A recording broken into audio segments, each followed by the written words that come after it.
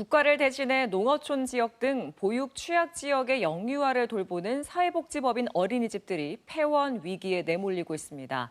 저출생과 도시화 등의 영향으로 원생이 급감해 심각한 운영난을 겪기 때문인데 폐원조차 쉽지 않은 실정입니다. 무슨 일 이슈 이정훈 기자입니다. 어린이들로 북적이던 어린이집이 텅 비었습니다. 한때 원생이 50명에 달했던 곳입니다. 하지만 원생이 급감하면서 결국 이 어린이집은 5년 가까이 휴원 상태입니다. 이 같은 사회복지법인 어린이집은 보육시설이 부족한 취약지역에 주로 설치됐습니다. 그런데 일반 민간 어린이집처럼 원생이 부족하고 수입이 줄어도 어린이집 문을 닫기 힘듭니다. 적자 계속 하다 보니까 도저히 버틸 수가 없어가지고 그만두게 된 거예요. 애기들 몇 명 남은 거 다른 데 다 보내고. 또 다른 법인 어린이집. 정원이 90명인 이 어린이집은 원생을 20%도 채우지 못해 건물 2층이 비었습니다. 때문에 원장이 차량 운행과 당직 근무까지 도맡으며 12시간 가까이 근무하고 있습니다. 유아반 교사는 반현원이 되지 않는다는 이유로다가 지원을 받지 못해가지고 운영이 너무 어려워요. 그러니까 다양한 서비스를 줘야 되는데.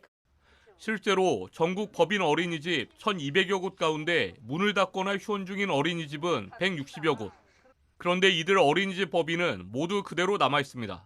주로 농어촌 지역의 저출생 영향으로 어린이집을 다닐 원생이 크게 줄었기 때문입니다.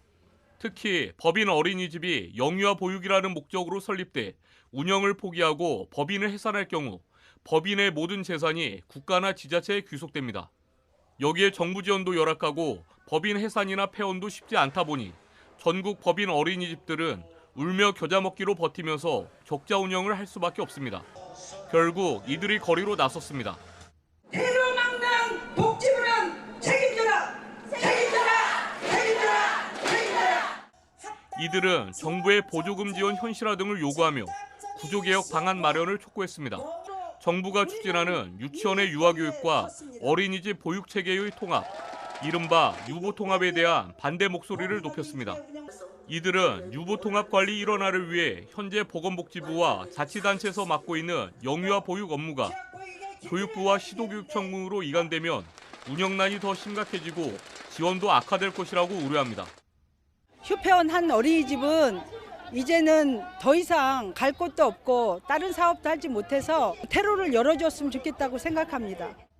전문가들 역시 현실에 맞는 법인 어린이집의 개선책이 필요하다고 지적합니다. 사업만 하고 있는 어린이집은 영유아 보육법의 적용을 받을 수 있고 그에 따른 특례법을 적용할 때 분명히 출구가 있다라는 것이 지배적인 의견입니다. 하지만 정부는 다른 사회복지법인과의 형평성 등을 내세우며 법인 어린이집 원장들의 요구에 부정적인 입장입니다. 보육 취약 지역의 보육 공공성을 높이기 위해 도입된 법인 어린이집.